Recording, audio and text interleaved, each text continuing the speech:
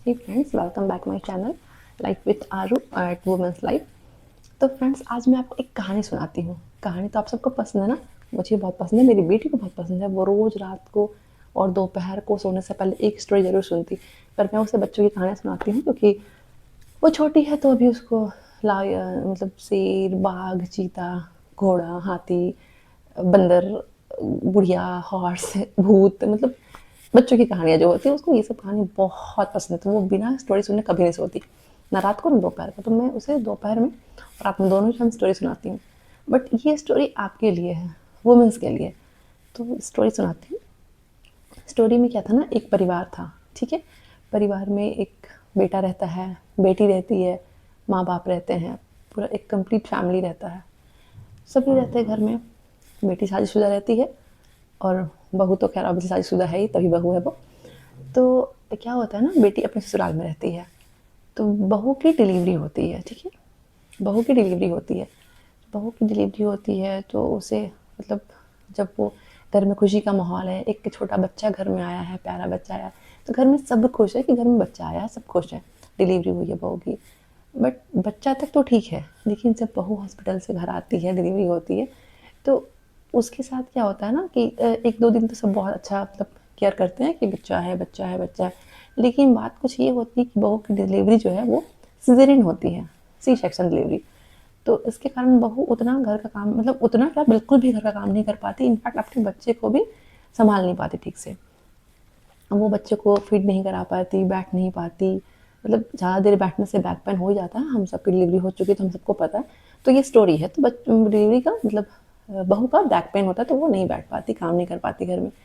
तो जो सासू माँ होती है वो बड़े प्यार से बहू से सबको समझाती है कि देख बेटा, हम तुम्हें घर में यहाँ नहीं रख सकते, क्योंकि घर में काम भी है, बच्चा भी देखना है, तुम्हें भी संभालना है।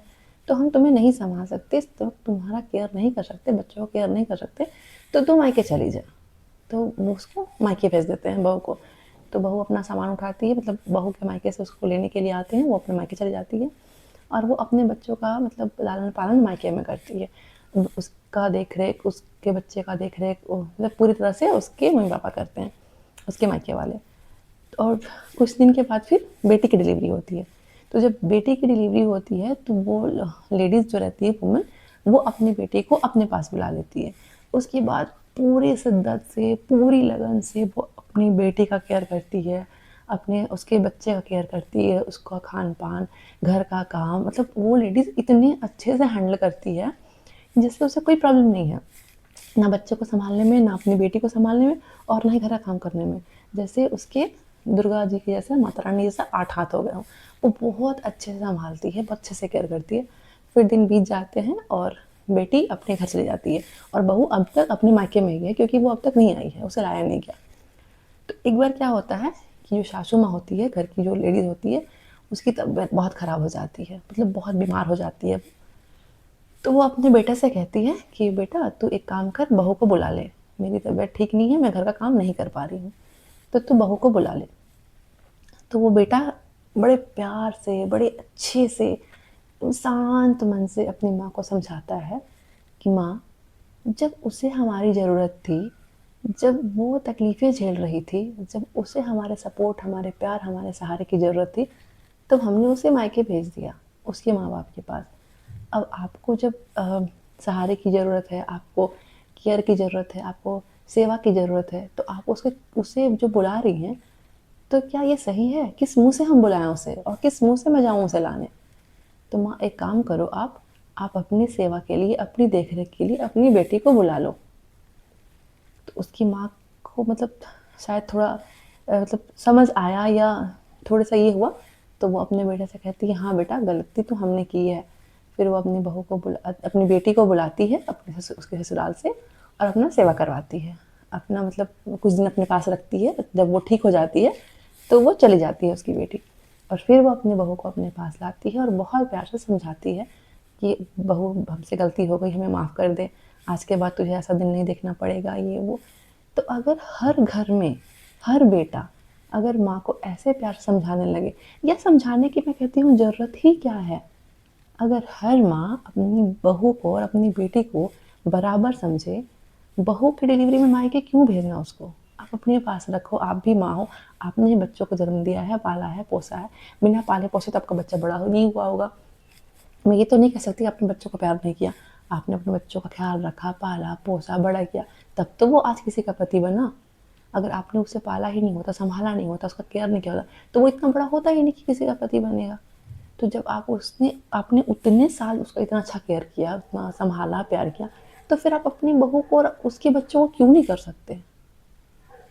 तो यही कुछ दुनिया की धारणाएं हैं, जो समाज के रीति रिवाज हैं, जो जो बना हुआ है ना, ये सब मुझे ये थोड़ा सा समझ नहीं आता कि क्यों है ये सब।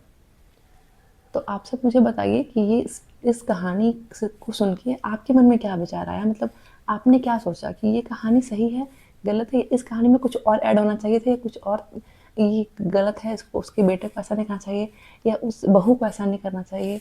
कुछ नहीं, मैं कहती हूँ कि अगर सास अपनी बहू को प्यार करे, उसकी डिलीवरी के टाइम उसको बहुत सपोर्ट करे, उसको केयर करे, उसका हेल्प करे, तो फिर आप अपनी सास को देवी के समान पूजिए। लेकिन अगर आपकी डिलीवरी के वक्त आपकी सास ने आपका साथ नहीं दिया, आपको प्यार नहीं किया, आपको सपोर्ट नहीं किया, और आपके बदले अपनी बेटी को किया, तो बुढ़ापे में उसे बेटी का घर दिखाने, मतलब बेटी का दरवाज़ा दिखाने में कोई पाप नहीं है। मुझे नहीं लगता कि इसमें कोई पाप है। अगर आपने किया, ताली दोनों हाथ से बजती है। तो अगर आप अपनी बहू को पोस्टमार्टम के टाइम करेंगे, तो उस टाइम मतलब उस टाइम अगर आप बहू को अपने प्यार करेंगे डिलीवरी के वक्त पे, तो बहू आपको प्यार करेगी। अदरवाइज अगर आपने डिलीवरी के वक्त उसका केयर नहीं किया, प्यार नहीं किया, सपोर्ट नहीं किया, हेल्प नहीं किया, उसके बच्चों को नहीं संभाला, तो फिर आप किस मुंह से वेट करती हैं कि बुढ़ापे में वो आपकी सेवा करेगी? कोई नहीं करेगा। तो अगर आप चाहते हैं कि आपको बुढ़ापे में अच्छा परिवार, अच्छा सहारा, सपोर्ट मिले, तो अपनी बहू को ना बेटी के जैसा रखिए, और बेटी से थोड़ा सा अपना लगाव कम कीजिए।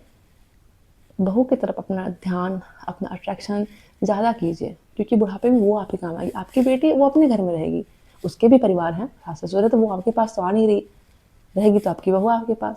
तो अपनी बहू को सपोर्ट कीजिए, प्यार कीजिए, केयर कीजिए, और उसको ही संभाल के रखिए, ताकि बुढ़ापे में वो खुशी मन से आपकी सेवा कर सके, उसको अच्छा लगे कि नहीं, उस टाइम पे इन्होंने मेरा बहुत किया है, तो मुझे अभी इसको करनी है। तो बस आज की वीडियो में इतना ही। फिर अगली वीडियो में मिलेंगे कुछ दूसरी कहानी, कुछ नए टॉपिक के साथ।